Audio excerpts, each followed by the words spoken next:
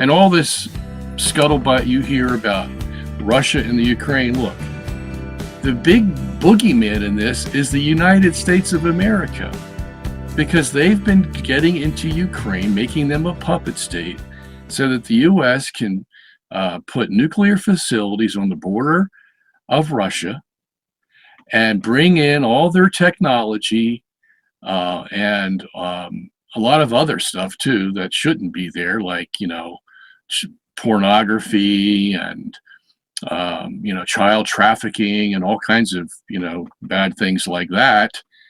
Okay, so and basically Russia knew the United States was doing this, and that sooner or later they would have to draw their line in the sand. And that's what Putin did. He says, you have come this far, you are going no further. And if you want to have World War III over this, we'll have World War III, but you're not going any further. Okay? That's what he's basically saying to the West. Whether it's NATO or the US or any of their puppet states, that's what's going on right now. And until the United States learns that they don't own the whole world, and they're going to get themselves into trouble. You figure we would have learned our lesson, back in Vietnam, or Korea, or all these places where, the domino theory was prevalent and we thought everything was going to fall. And maybe it did serve some purpose. But look, we have come out with our tails between our legs, not only in Vietnam, but in Iraq. Like everybody else who's going to Iraq, they come out with their tails between their legs. They think they can go in there and just bomb the hell out of it and, take it for a prize. And then they find out how hard it is. The Russians were in there. They were doing it back when they were the Soviet Union for 25 years. Okay. And they had to come out of it defeated from some Afghanis, for Pete's sake. Okay. So everywhere we meddle, we cause problems. We just won't let the people live because we have to have democracy everywhere, you see? Democracy. As if this is like sent from heaven or something, democracy. Because democracy is no good unless there's a God behind it.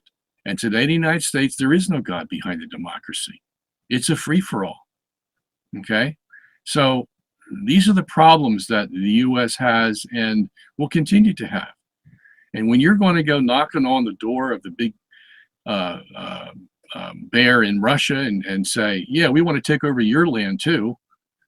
Okay, see, because Russia is not part of the reserve dollar system that the United States has under its control over the rest of the world.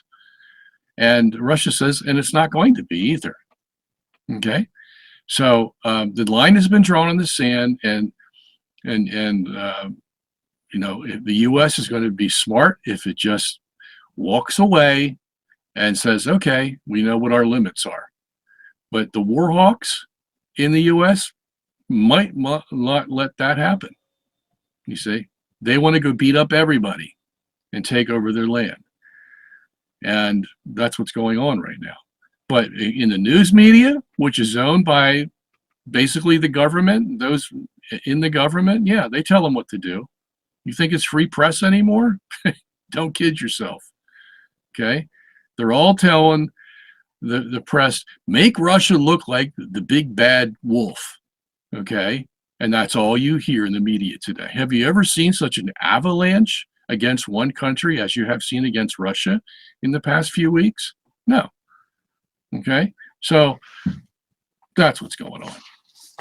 And thank God for the Orthodox Church in Russia, because Putin, whether it's state run or not, used to be state run. Now the state cooperates with the Russian Orthodox Church, and they work together to get the immorality out of Russia. And they've been doing a very good job of it. Okay, very good job of it. The Pope ought to take some lessons from what they've done in Russia. Okay, his Vatican City state is what, about 50% homos. Okay, everybody running around and thinking that they have a free license to live this way. Okay, and yet he's going to do the consecration of Russia.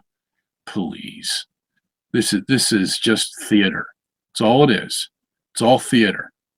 You want to really see how a nation can be turned around and become moral after being immoral? Go take a look at Russia and see what's really going on. Okay.